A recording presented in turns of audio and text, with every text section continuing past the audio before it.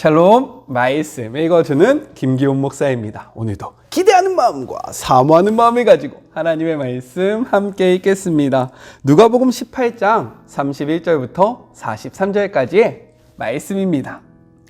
그 후에 예수께서 12제자를 따로 한쪽으로 데리고 가셔서 말씀하셨다. 잘 들어라. 우리는 지금 예루살렘으로 올라가는 길이다. 인자에 대해서 예언서에 기록된 것이 모두 이루어질 것이다.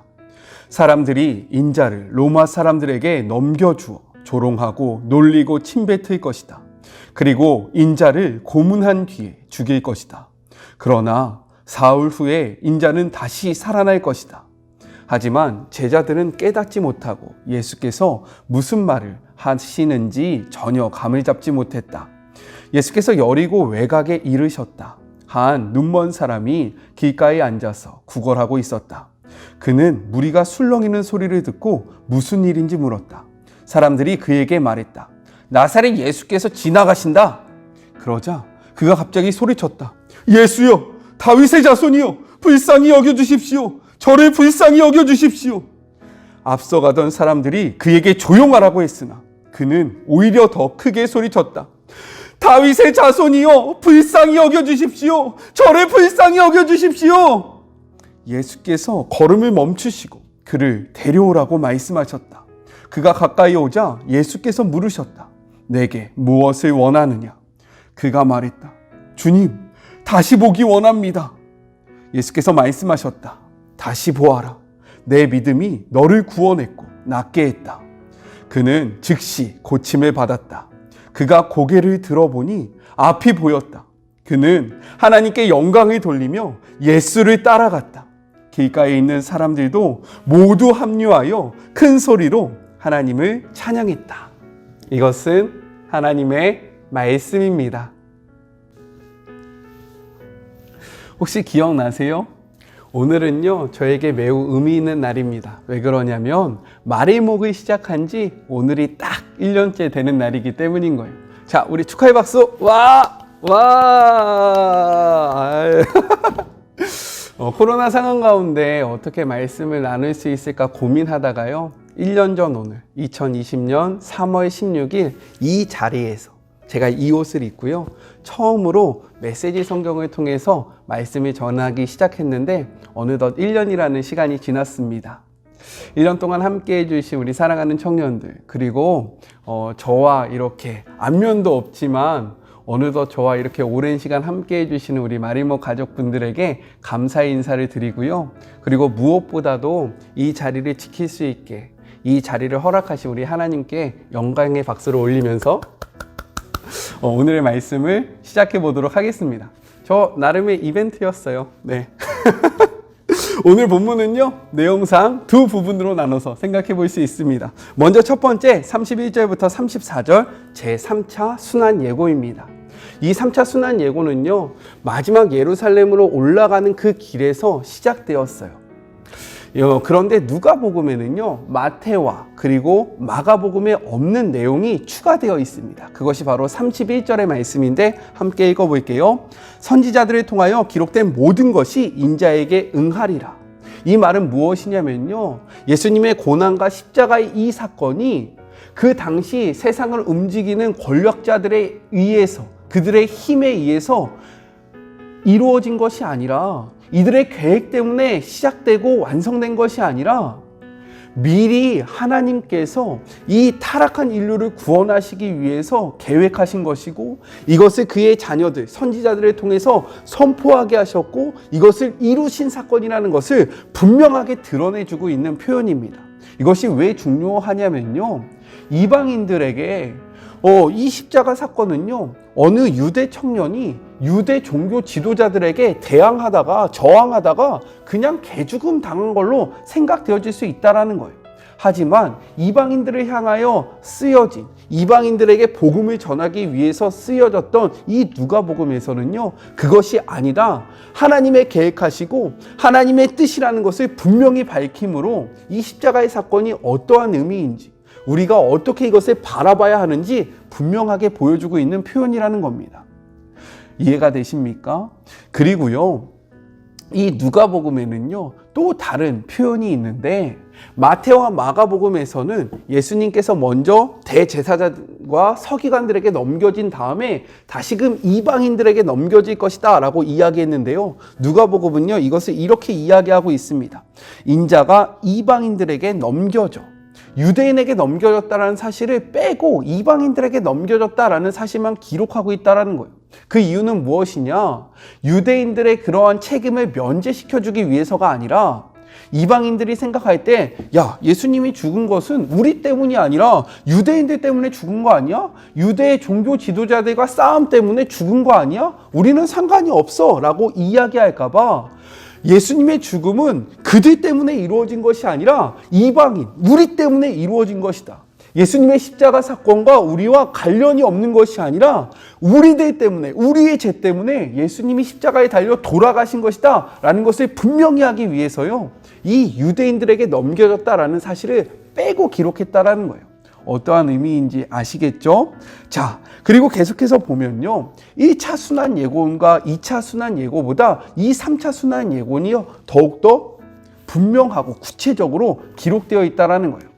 1차 순환 예고는요 누가복음 9장 22절부터 27절에 기록되어 있고, 2차 순환 예고는요 누가복음 9장 43절부터 45절에 기록되어 있거든요. 어떻게 더욱더 구체적으로 변하고 있는지 하나씩 살펴보도록 하겠습니다. 먼저 9장 22절을 보면요, 1차 순환 예고입니다. 이렇게 이야기하고 있어요. 인자가 많은 고난을 받고, 그냥 둘이 뭉실하게요, 내가 많은 고난을 받을 거야 라고 이야기하는데요, 이 3차에서는요 이것을 구체적으로 이야기합니다. 이렇게요.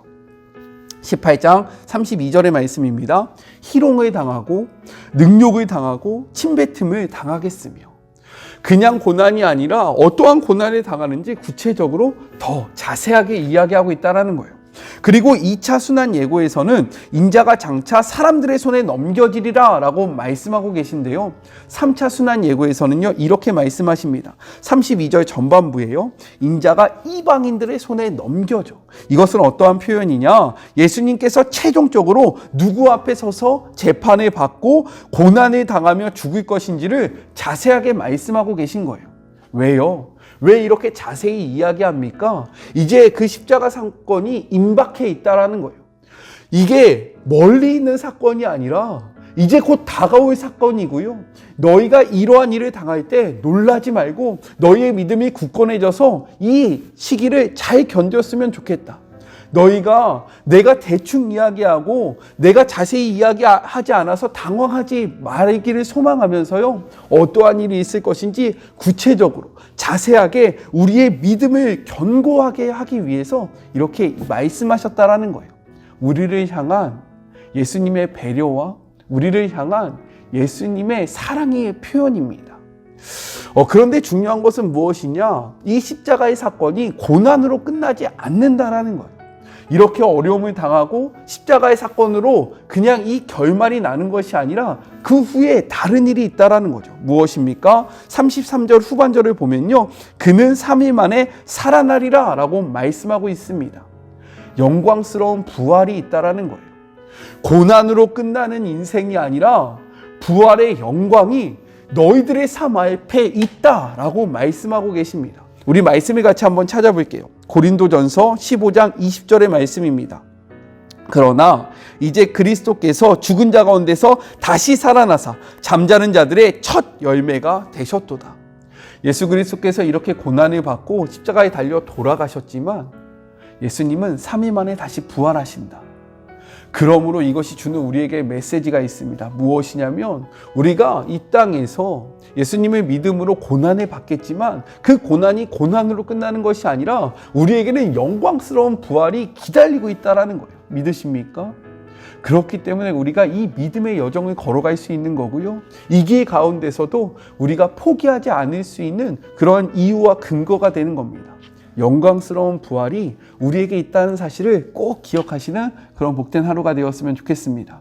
그런데 문제는 무엇이냐면요, 34절의 말씀을 보니까 예수님이 이러한 이야기를 하시는데 제자들이 알아듣지 못한다라는 거예요. 왜 그랬을까요? 제자들은요, 예수님과 함께 예루살렘으로 향하고 있었지만 예수님이 예루살렘으로 가는 목적과 제자들이 예루살렘으로 가는 목적이 달랐다라는 거예요. 예수님은 인류를 구원하시기 위해서 그 십자가를 바라보면서 예루살렘으로 가고 있었는데 제자들은요, 예수님이 예루살렘에서 일으키실 그런 새로운 왕국, 즉 로마의 압제에서 이스라엘을 구원하실 거라는 그러한 희망과 그러한 부푼 마음을 가지고 예루살렘을 향하고 있었기 때문에 예수님의 이 고난의 메시지가요, 들리지 않았다라는 거예요. 3번이나 걸쳐서 이야기하셨지만 제자들은요, 이 이야기를 이해할 수 없었고요. 아니요, 귀담아 듣지 않았습니다. 무슨 말 하는 거야? 뭐라는 거야?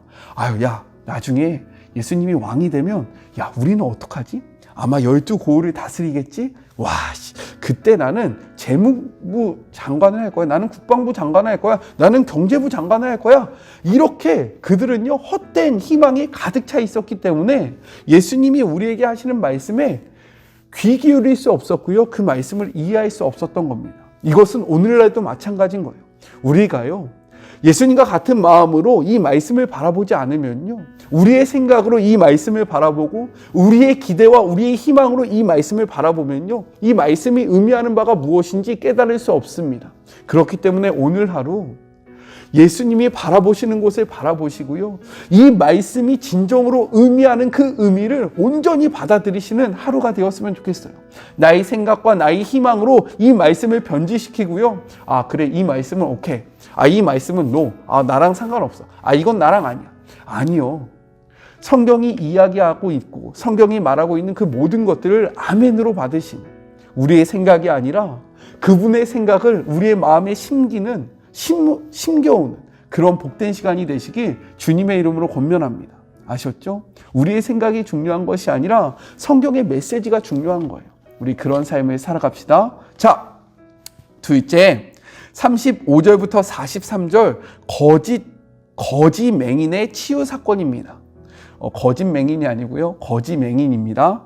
여리고는요, 예루살렘으로 올라가는 사람들이 잠시 머물러서 쉬는 곳이었어요. 한 20km에서 30km 떨어져 있었기 때문에 매우 가까운 곳이었습니다. 이곳에서요, 예수님이 한 거짓 맹인을 치유하는 사건이 일어나요. 근데 이것은요, 여태까지 있었던 수많은 사건들 중에서 하나가 아니라 분명한 메시지, 특별히 18장의 내용을 정리하면서 18장에 4가지 사건이 있었거든요. 어떠한 사건이냐? 불의한 재판관, 그리고 바리새인들과 세리, 어린 아기의 사건, 그리고 부자 관원의 이 사건을 정리해서 앞으로 예수 그리스도께서 보여주실 하나님 나라가 어떠하고 그 나라에 들어갈 수 있는 자격을 얻는 사람이 어떠한지를 정리해줘서 보여주는 표현이 바로 이 맹인, 거지를 구원하는 사건이라는 거예요. 제가 표를 한번 보여드리겠습니다. 자, 이 표를 한번 봐보세요. 불의한 재판관, 이것은 무엇이냐면 18장 1절부터 8절의 말씀이에요. 여기에서 8절에 예수님이 이렇게 말씀하십니다. 세상에서 믿음을 보겠느냐. 그런데 이 거짓 맹인의 비유에서는요, 42절에 이렇게 말씀하시는 거예요. 내 믿음이 너를 구원하였느니라. 내가 나중에 왔을 때 이들 중에서 믿음을 보겠느냐라고 묻다가요, 이 거짓 맹인을 통해서요, 내가 이 믿음이 너를 구원하였다라고 말씀하고 계신다라는 거죠. 그리고 바리새인과 세리의 사건은 18장 9절부터 14절의 내용인데요. 하나님이여 불쌍히 여기소서. 이것은 무엇이냐면 세리의 고백이었습니다. 근데 거짓 맹인은 이야기하고 있는 거예요. 다윗의 자손 예수여 나를 불쌍히 여기소서. 또요, 어린 아기를 데리고 예수님 앞에 나오는 사건이 있지 않았습니까? 이것이 15절부터 17절에 기록되어 있었어요. 근데 이 사건을 보고 제자들이 꾸짖습니다. 그런데요, 거짓 맹인이 예수님 앞에 나아가려고 할 때 앞서가는 자들이 그를 꾸짖어 잠잠하라고 이야기한다라는 거예요. 비슷하죠? 그리고 부자 관원 사건. 저는요, 부자 관원보다 부자 청년이라는 표현이 더 좋습니다. 왜요? 전 청년 사역자니까요. 네. 이것은 18절부터 30절. 여기에서 이렇게 26절에 이야기하죠. 누가 구원을 얻을 수 있겠습니까? 그런데요, 42절. 내 믿음이 너를 구원하였다라고 이야기하고 있다는 거예요. 이 표를 계속 띄워두고요. 이 표를 보면서 제가 설명하겠습니다. 거짓 맹인은요, 세리처럼 예수님의 긍휼을 절대적으로 의존한다라는 거예요. 자, 그리고 앞서가는 사람들이 조용하도록 어린 아기가 예수님께 나올 때 그를 막아섰던 것 같이 맹인을 꾸짖습니다. 야, 어떻게 이렇게 낮은 존재, 아기가 예수님 앞에 나올 수 있어? 안 돼! 라고 이야기한 것처럼, 야, 거지야, 거기다가 맹인이야? 너 예수님 앞에 설 수 없어! 라고 꾸짖는데요. 어떻게 됩니까? 맹인은 불의한 재판관에 나오는 과부처럼요, 포기하지 않고 더 소리 높여서 예수님을 찾는다라는 거예요. 어떠한 상황 속에서도 이는 믿음을 저버리지 않아요. 오히려 더욱더 크게 예수님을 부릅니다. 부자 간호는요, 부와 명예로 근심하면서 예수님을 떠나지만 거지 맹인은요, 하나님 앞에 영광을 돌리면서 예수님을 따라와요. 예수님은 거지 맹인을 통해서 말씀하고 계신 거예요. 이제 표를 내려주셔도 됩니다. 예수님은 긍휼을 구하는 자, 그리고 그의 능력에 의존하는 자, 또한 상황에 포기하지 않는 자, 그리고 예수님을 따르는 자가 구원을 받고요, 하나님 나라에 들어갈 수 있다라고 분명하게 말씀하고 계신 거예요. 이 사건은요, 18장의 총정리입니다. 우리도 어떠한 모습으로 예수님을 따르고 계십니까? 이 맹인 치유의 사건을 통해서요, 예수님이요, 우리에게 원하시는 모습을 분명하게 보여주셨습니다. 예수님 앞에 잘난 척하는 것이 아니라요, 그분의 긍휼을 구하는 거예요. 그리고 우리의 능력을 자랑하는 것이 아니라요, 그분의 능력을 의존하는 거예요. 상황이 이렇기 때문에 어쩔 수 없었습니다 라고 얘기하는 것이 아니라 모든 상황 속에서 포기하지 않는 거예요. 그리고 나의 것을 꽉 붙잡으면서 예수님과 멀어지는 것이 아니라 나의 것을 다 내려놓고요, 예수님을 쫓아가는 삶을 원하신다라는 거예요. 이 말씀을 통해서 그러한 삶을 살아가는 오늘 하루, 아니요, 우리의 평생이 되게 주님의 이름으로 권면합니다. 우리 같이 기도할까요? 하나님 감사합니다. 부족한 종이 말씀을 나눈 지 어느덧 1년이라는 시간이 지났습니다. 주님, 이 시간을 통하여 하나님의 말씀을 나눌 수 있도록 은혜 베풀어 주셔서 감사합니다. 간절히 소망하는 것은 말씀을 말씀답게 나누는 자가 되게 하여 주시옵소서. 하나님의 말씀을 저의 생각으로 깎아내리거나 저의 마음대로 변질시키지 않고 말씀을 말씀대로, 하나님의 뜻을 하나님의 뜻대로 온전히 선포하는 주의 자녀가 되게 하여 주시옵소서. 하나님, 이 자리에 함께하는 주의 자녀들을 축복합니다. 말씀을 사모함으로 이 자리에 있습니다. 우리의 힘으로 살아갈 수 없기에 주님의 말씀을 붙잡습니다. 하나님, 간절히 소망하는 것은 말씀을 듣고 깨닫고 그치는 것이 아니라 이 깨달은 말씀을 가지고 삶의 자리로 나아가 그 말씀을 몸부림치면서 살아가는 주의 모든 자녀들이 되게 하여 주시옵소서. 이 말씀을 붙잡을 때에 우리가 주님을 닮아갈 수 있음을 고백합니다. 주님, 이 말씀을 통하여 우리로 하여금 깨닫게 하여 주시고 우리의 욕심과 우리의 욕망대로 살아가는 것이 아니라 주님의 그 뜻대로 살아가는 우리 모두가 되게 하여 주시옵소서. 이제는 우리 주 예수 그리스도의 은혜와 하나님의 그 크신 사랑하심과 성령님의 교통하심이 하나님의 말씀을 사모하며 말씀대로 살아가기를 소원하고 말씀을 읽고 그 말씀을 바라보며 말씀을 적용하고 몸부림치는 주의 모든 자녀들 머리 위에 지금부터 영원까지 함께 계시기를 간절히 축원하옵나이다. 아멘. 네, 함께 해주셔서 감사하고요. 이 자리가 더욱더 은혜의 자리가 되었으면 좋겠습니다. 저는요, 또 내일 만나도록 할게요. 사랑하고 주님의 이름으로 축복하면서 오늘 하루도 힘내세요. 우리 내일 만나요. 안녕.